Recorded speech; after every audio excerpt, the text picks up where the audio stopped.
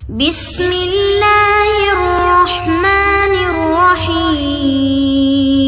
اللہ الرحمن الرحیم۔ عزیز طلبہ کرام، السلام علیکم ورحمۃ اللہ وبرکاتہ۔ آج عالم اسلام کے وسائل و مسائل کا ہم سبق نمبر 73 پڑھیں گے۔ ہمارا آج کا سبق سوڈان کے حصہ چہارم پر مشتمل ہوگا اور اس حصے کے اندر ہم سوڈان کے وسائل کے بارے میں جانیں گے۔ آج کے سبق کی جانب جانے سے پہلے اپنے پچھلے سبق کا خلاصہ دیکھ لیتے ہیں۔ پچھلا سبق ہمارا سوڈان کے حصہ سوم پر مشتمل تھا اور اس کے اندر ہم نے 2 پوائنٹس پر گفتگو کی۔ پہلا پوائنٹ اس ملک کے سلسلہ حالات و واقعات سے متعلق تھا اور دوسرے پوائنٹ کے اندر ہم نے اس ملک کے طرز حکومت کے بارے میں پڑھا۔ آج کے سبق کی ابحاث جان لیتے ہیں۔ جیسا کہ پہلے کہا ہے کہ آج کا سبق ہمارا سوڈان کے وسائل سے متعلق ہوگا۔ اس سبق کا پہلا پوائنٹ تیل کے ذخائر ہوں گے۔ دوسرے پوائنٹ کے اندر ہم اس ملک کی معدنیات کے بارے میں پڑھیں گے۔ آج کے سبق کا ہمارا تیسرا پوائنٹ اس ملک کی زراعت ہوگا۔ چوتھے پوائنٹ کے اندر اس ملک کے آبی وسائل کے بارے میں جاننے کی کوشش کریں گے اور آج کے سبق کا ہمارا 5واں اور آخری پوائنٹ اس ملک کا جغرافیائی محل وقوع ہوگا۔ تو چلتے ہیں پہلے پوائنٹ کی جانب، یعنی سوڈان کے تیل کے ذخائر کی جانب۔ سوڈان کے تیل کے ذخائر نے گزشتہ چند دہائیوں کے دوران ملک کی معیشت کی تشکیل میں اہم کردار ادا کیا ہے۔ 1970 کی دہائی کے اواخر میں سوڈان میں تیل دریافت ہوا اور یہ تیزی سے ملک کے لیے آمدنی کا ایک اہم ذریعہ بن گیا۔ آج سوڈان کو افریقہ کے سرکردہ تیل پیدا کرنے والے ممالک میں سے ایک کے طور پر پہچانا جاتا ہے۔ حالانکہ 2011 میں اس کی آزادی کے بعد تیل کے ذخائر کی اکثریت اب جنوبی سوڈان میں واقع ہے۔ جنوبی سوڈان کی علیحدگی سے پہلے سوڈان کے پاس خطے میں تیل کے ذخائر کی اکثریت تھی۔ اپنے عروج پر تیل نے سوڈان کی برآمدی آمدنی کا 70% تک حصہ لیا اور حکومت کو خاطر خواہ آمدنی فراہم کی۔ تاہم جنوبی سوڈان کی علیحدگی کے بعد سے سوڈان کو تیل کی پیداوار اور محصولات کی اسی سطح کو برقرار رکھنے میں چیلنجز کا سامنا ہے۔ سوڈان میں تیل کے بڑے ذخائر ملک کے مغربی حصے میں واقع ہیں، بنیادی طور پر جنوبی کوردوفان اور سفید نیل کی ریاستوں میں۔ ان شعبوں میں ہیگلیگ، یونٹی اور میلوت بیسن شامل ہیں۔ ان ذخائر سے نکالے جانے والا خام تیل بنیادی طور پر برآمد کے لیے پائپ لائنوں کے ذریعے بحیرہ احمر کے پورٹ سوڈان تک پہنچایا جاتا ہے۔ سوڈان کے تیل کے ذخائر کا تخمینہ 5 بلین بیرل کے لگ بھگ ہے، جو ایک قابل ذکر مقدار ہے۔ تاہم ملک کئی عوامل کی وجہ سے تیل سے آگے اپنی معیشت کو متنوع بنانے کے طریقے تلاش کر رہا ہے۔ اہم چیلنج میں سے ایک موجود آئل فیلڈز کی گرتی ہوئی پیداواری سطح ہے۔ وقت گزرنے کے ساتھ پختہ کھیتوں نے پیداوار میں کمی کا تجربہ کیا ہے، جس سے نئے ذخائر کی تلاش اور ترقی کی ضرورت ہے۔ مزید برآں ماضی میں سوڈان پر عائد بین الاقوامی پابندیوں کی وجہ سے تیل کے شعبے میں محدود سرمایہ کاری اور تکنیکی ترقی ہوئی ہے۔ ان پابندیوں نے تیل نکالنے اور پروسیسنگ کے لیے ضروری آلات اور مہارت تک رسائی کو محدود کر دیا ہے۔ کے نتیجے میں سوڈان کو غیر ملکی سرمایہ کاری کو راغب کرنے اور اپنے تیل کے ذخائر کی مکمل صلاحیت حاصل کرنے میں مشکلات کا سامنا ہے۔ ان چیلنجز کے باوجود سوڈان اپنے تیل کے شعبے میں تعاون اور سرمایہ کاری کے مواقع تلاش کرتا ہے۔ حکومت نے سرمایہ کاری کو راغب کرنے اور تکنیکی ترقی کو فروغ دینے کے لیے بین الاقوامی شراکت داروں کے ساتھ سرگرم عمل ہے۔ سوڈان نے تیل کی تلاش اور پیداوار میں علاقائی تعاون کو بڑھانے کے لیے پڑوسی ممالک کے ساتھ شراکت داری کے امکانات کا بھی جائزہ لیا ہے۔ مزید برآں تیل کے شعبے کی شفافیت اور گورننس کو بہتر بنانے کی کوششیں کی جا رہی ہیں۔ سوڈان نے اپنے تیل کے وسائل کے انتظام میں بین الاقوامی معیارات کو نافذ کرنے کا عہد کیا ہے، بشمول بدعنوانی سے نمٹنے اور احتساب کو فروغ دینے کے اقدامات۔ عزیز طلبہ کرام، اس طرح ہمارا آج کا پہلا پوائنٹ مکمل ہوا، جس کے اندر ہم نے سوڈان کے تیل کے ذخائر کے بارے میں جانا۔ اب چلتے ہیں آج کے سبق کے دوسرے پوائنٹ کی جانب، جس کے اندر ہم سوڈان کی معدنیات پر گفتگو کریں گے۔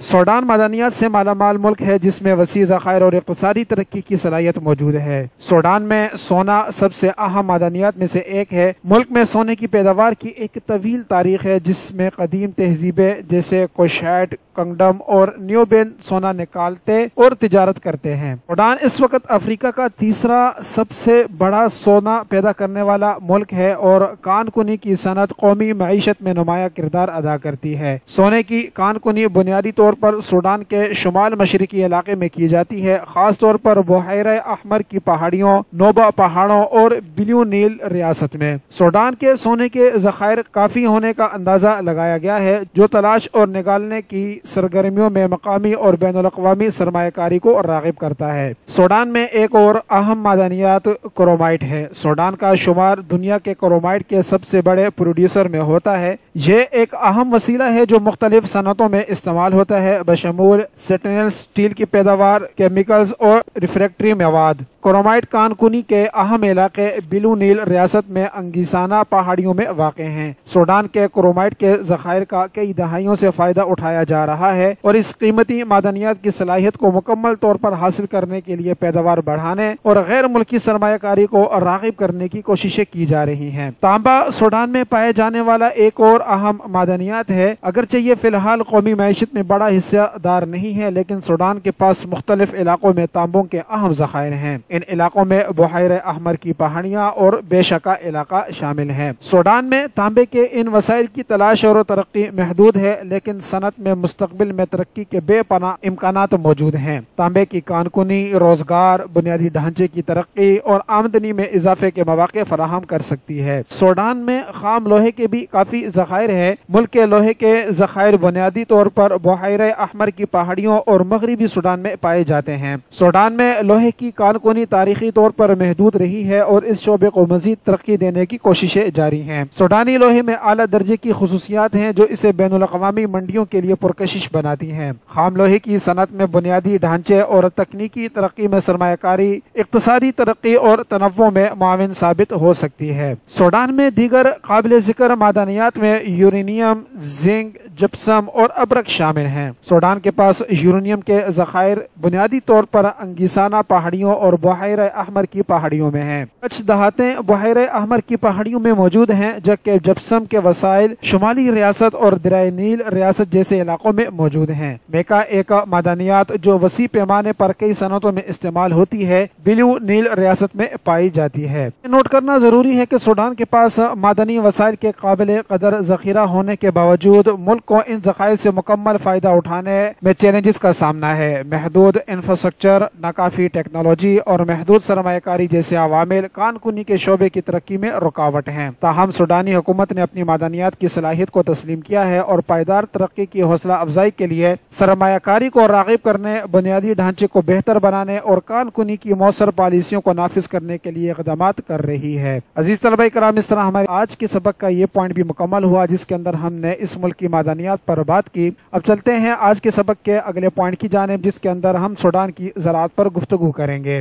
سوڈانی زراعت ملک کی معیشت میں ایک اہم کردار ادا کرتی ہے، جو آبادی کے ایک بڑے حصے کو ملازمت دیتی ہے اور گھریلو استعمال اور برآمد دونوں میں حصہ ڈالتی ہے۔ سوڈان میں سازگار آب و ہوا اور متنوع جغرافیائی علاقے ہیں جو اسے مختلف زرعی سرگرمیوں کے لیے موزوں بناتے ہیں۔ تاہم زرعی پیداوار کی اکثریت دریائے نیل اور اس کی معاون ندیوں کے ساتھ مرکوز ہے، جہاں زرخیز مٹی اور پانی کے وسائل تک رسائی وافر ہے۔ سوڈان کی اہم فصلوں میں سے ایک جوار ہے۔ سورغم خشک سالی سے بچنے والا اناج ہے جو سوڈان کے بنجر اور نیم خشک علاقوں میں پروان چڑھتا ہے۔ یہ سوڈانی لوگوں کے لیے ایک اہم غذائی فصل ہے جو غذائیت فراہم کرتی ہے اور ان کی خوراک میں ایک اہم چیز ہے۔ مزید یہ کہ جوار مویشیوں کی ایک اہم خوراک بھی ہے۔ سوڈان جوار پیدا کرنے والے دنیا کے سب سے بڑے ممالک میں سے ایک ہے، جو مقامی کھپت اور پڑوسی ممالک کو برآمد کرنے میں اہم کردار ادا کرتا ہے۔ سوڈانی زراعت میں ایک اور اہم فصل کپاس ہے۔ سوڈان میں کپاس کی کاشت کی ایک طویل تاریخ ہے اور یہ ملک کے لیے ایک اہم برآمدی اجناس رہی ہے۔ کپاس کی صنعت کسانوں کے لیے آمدنی اور دیہی برادریوں کے لیے روزگار کے مواقع فراہم کرنے میں اہم کردار ادا کرتی ہے۔ سوڈان کی روئی اس کی اعلیٰ کوالٹی کے لیے پہچانی جاتی ہے، خاص طور پر لمبی قسم کی جسے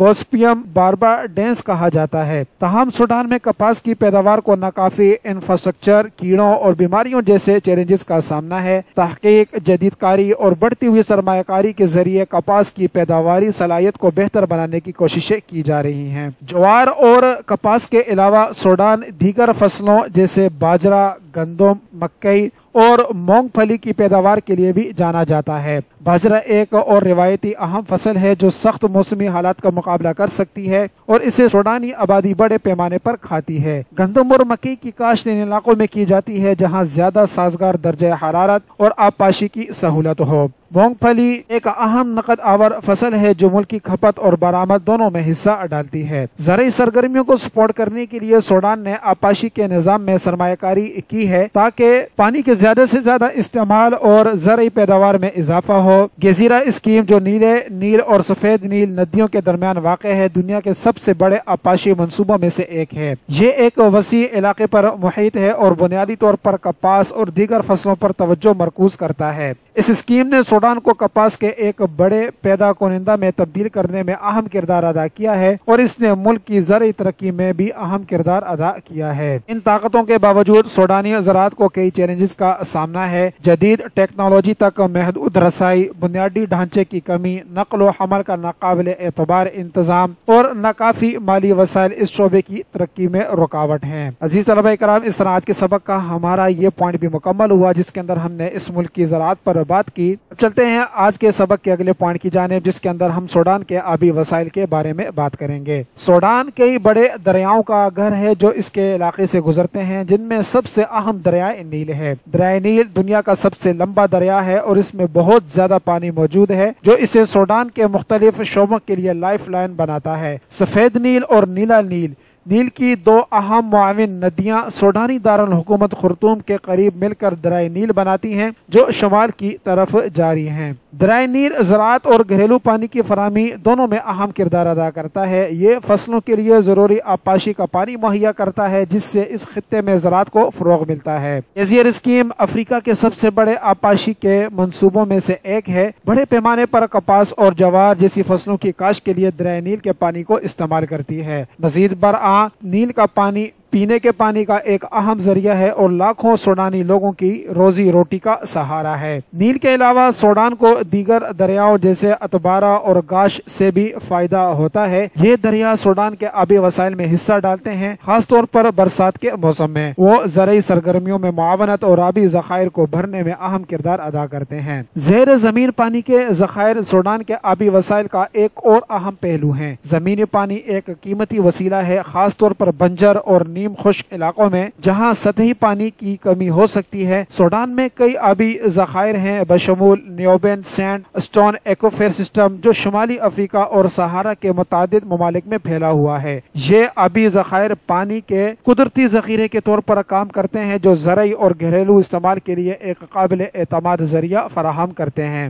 سوڈان کے آبی وسائل کی پائیداری اور منصفانہ تقسیم کو یقینی بنانے کے لیے پانی کا مؤثر انتظام ضروری ہے۔ سوڈان کی حکومت پانی کے انتظام کی اہمیت کو تسلیم کرتی ہے اور اس نے اس شعبے کی نگرانی کے لیے پالیسیاں، ضابطے اور ادارے قائم کرنے کے اقدامات کیے ہیں۔ سوڈان میں پانی کے انتظام کو کئی چیلنجز کا بھی سامنا ہے جن کا حل پائیدار ترقی کے لیے ضروری ہے۔ اہم چیلنجز میں سے ایک پانی کی کمی ہے، خاص طور پر بنجر علاقوں میں۔ آب و ہوا کی تبدیلی، صحرائی اور آبادی میں اضافہ پانی کے دباؤ میں اضافے کا باعث بنتا ہے۔ آبپاشی کے نظام کو بہتر بنانے، بارش کے پانی کو ذخیرہ کرنے کی تکنیکوں کو نافذ کرنے اور انفرادی اور اجتماعی سطح پر پانی کے تحفظ کے طریقوں کے بارے میں بیداری بڑھانے سمیت پانی کے تحفظ کے جامع اقدامات کی ضرورت ہے۔ ایک اور چیلنج سوڈان کے اندر آبی وسائل کی غیر مساوی تقسیم ہے۔ کچھ علاقوں میں دریاؤں یا زیر زمین پانی کی قربت کی وجہ سے پانی تک بہتر رسائی ہوتی ہے جبکہ دیگر علاقے محدود پانی کی دستیابی کے ساتھ جدوجہد کرتے ہیں۔ اس تفاوت کو دور کرنے کے لیے ڈیموں، آبی ذخائر اور نہروں جیسے بنیادی ڈھانچے کی ترقی کی ضرورت ہے تاکہ پانی کو مؤثر طریقے سے ذخیرہ اور تقسیم کیا جا سکے۔ عزیز طلبہ کرام، اس طرح ہمارے سبق کا یہ پوائنٹ مکمل ہوا جس کے اندر ہم نے اس ملک کے آبی وسائل پر بات کی۔ اب چلتے ہیں آج کے سبق کے سب سے آخری پوائنٹ کی جانب جس کے اندر ہم اس ملک کے جغرافی محل وقوع کے بارے میں پڑھیں گے۔ سوڈان شمالی افریقہ میں واقع ایک ملک کئی خطوں کے سنگم پر اسٹریٹجک طور پر کھڑا ہے جو اسے افریقی اور بین الاقوامی دونوں سطحوں پر ایک اہم کھلاڑی بناتا ہے۔ سب سے پہلے اور اہم بات یہ ہے کہ سوڈان ایک اہم جغرافی حیثیت پر قابض ہے جو सब सहारा अफ्रीका को मशरिक वस्ती से मिलाता है। ये एक कुदरती गेटवे के तौर पर काम करता है जो मशरिक और मगरिब, शुमाल और जुनूब को जोड़ता है। इसने तारीखी तौर पर इन मुतनव्वे खित्तों के दरमियान तिजारती और सकाफती तबादले को सहूलत फराहम की है। बहरे अहमर के साथ अफ्रीका के मशरकी साहिल पर सूडान के मकाम ने इसे सदियों से एक अहम तिजारती मरकज के तौर पर काम करने की इजाजत दी है जो समंदरी रास्तों को अंदरूनी इलाकों से जोड़ता है। सूडान के जोग्राफी महल वकू की अहमियत में अहम किरदार अदा करने वाले अहम अवामिल में से एक दरियाए नील से इसकी कुर्बत है जो दुनिया का सबसे तवील दरिया है। दरियाए नील सूडान और पड़ोसी ममालिक के लिए लाइफ लाइन फराहम करता है जो ज़राअत, नक्ल व हमल और पन बिजली की पैदावार के लिए पानी की पेशकश करता है। दरियाए नील के काफी हिस्से पर सूडान का कंट्रोल इसे आबी वसाइल और इलाकाई हरकियात को नुमाया तौर पर मुतासिर करने के काबिल बनाता है। नील के अलावा सूडान की सरहदें कई अफ्रीकी ममालिक के साथ मिलती हैं जिनमें मिस्र, लीबिया, चाड, वस्ती अफ्रीकी जमहूरिया, जनूबी सूडान, एथियोपिया और एरिट्रिया शामिल हैं। ये सरहदें सूडान को जमीनी रास्तों और इन पड़ोसी ममालिक में मुमकिन मंडियों तक रसाई फराहम करती हैं। मजीद बरा 2011 में दोनों ममालिक की अलहदगी के बाद जनूबी सूडान के साथ सूडान की वसी सरहद ने इसे खित्ते में सियासी, इक्तिसादी और सलामती के चैलेंज से निपटने के लिए एक अहम खिलाड़ी बना दिया है। सूडान की मशरकी सरहद के साथ बहरे अहमर का साहिल अपने तस्वीराती समंदरी पोजीशन की वजह से इंतहाई अहमियत का हामिल है। बहरे अहमर एक बड़े जहाजरानी के रास्ते के तौर पर काम करता है जो यूरोप, एशिया और मशरिक वस्ती को मिलाता है। इस समंदर के साथ सूडान का महल वक़ू इसे बंदरगाह की मुमकिन तरक्की और तिजारती मौक़े से फायदा उठाने की इजाजत देता है। मिसाल के तौर पर पोर्ट सूडान जो बहरे अहमर पर वाक़े है सूडान की अहम बंदरगाह है और बैनुल अक़वामी तिजारत में अहम किरदार अदा करती है। सूडान के स्ट्रेटेजिक महल वक़ू का एक और अहम पहलू कीमती कुदरती वसाइल तक इसकी रसाई है। ये मुल्क सोना, तांबा, लोहा, चांदी और क्रोमियम जैसी मादनियात से मालामाल है। सूडान की मादनी दौलत गैर मुल्की सरमायाकारी को राग़िब करती है और इसकी माइशत में हिस्सा डालती है। मजीद बरा सूडान के पास तेल के खातिर खा ज़खायर हैं, खास तौर पर जुनूब में जो मुल्क की माइशत का संगे बुनियाद रहे हैं।